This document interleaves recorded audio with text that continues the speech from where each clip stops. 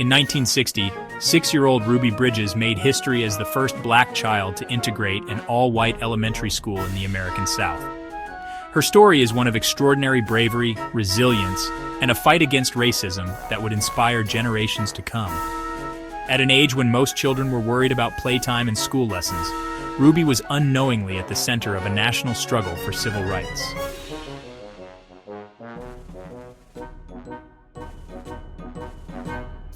The United States in the 1950s and 1960s was deeply segregated, particularly in the South. Racial segregation laws, known as Jim Crow laws, mandated separate schools, restrooms, buses, and other public facilities for black and white citizens. These laws were meant to enforce racial inequality, ensuring that black Americans had fewer opportunities and were treated as second-class citizens. In 1954, the U.S. Supreme Court ruled in Brown v. Board of Education that racial segregation in public schools was unconstitutional.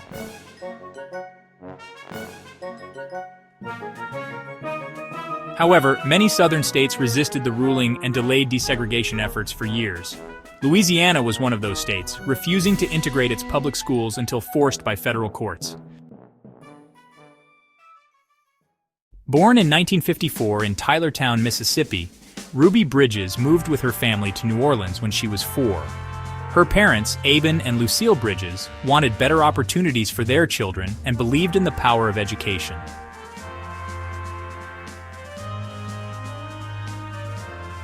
In 1960, when a federal court ordered Louisiana to desegregate its schools, Ruby was one of 6 black children chosen to integrate white schools in New Orleans.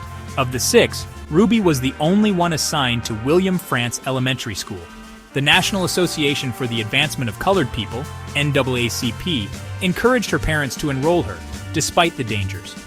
Her father initially hesitated, fearing for his daughter's safety, but her mother insisted that Ruby deserved the best education possible. On November 14, 1960, 6-year-old Ruby arrived at William Frantz Elementary School, escorted by 4 federal marshals. A furious mob of white protesters lined the streets, yelling racial slurs and threats.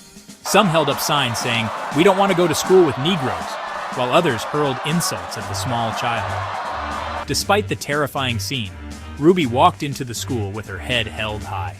Inside, things were not much better. White parents pulled their children out of school, and all but one teacher, Barbara Henry, refused to teach her.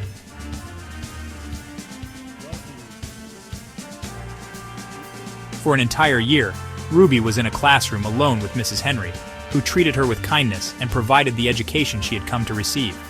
Every day, Ruby faced relentless hostility.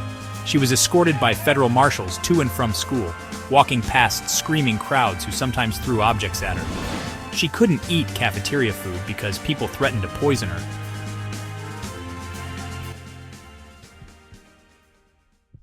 But despite all this, Ruby never missed a day of school.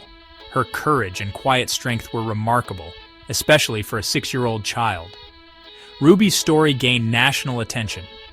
One of the most famous depictions of her ordeal is the painting "The Problem We All Live With" by Norman Rockwell, which shows Ruby walking to school with U.S. Marshals, a racial slur scrawled on the wall behind her.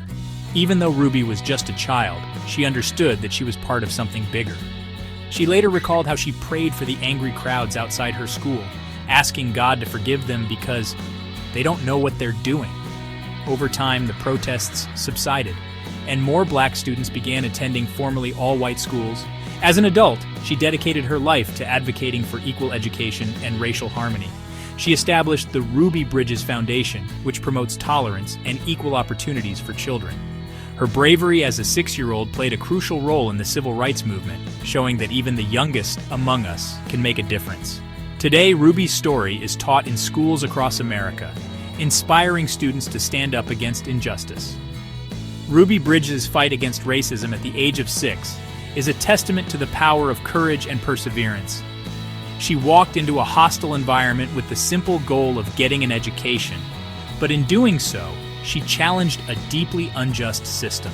Her story remains a symbol of the fight for equality and a reminder that even the smallest steps can create lasting change.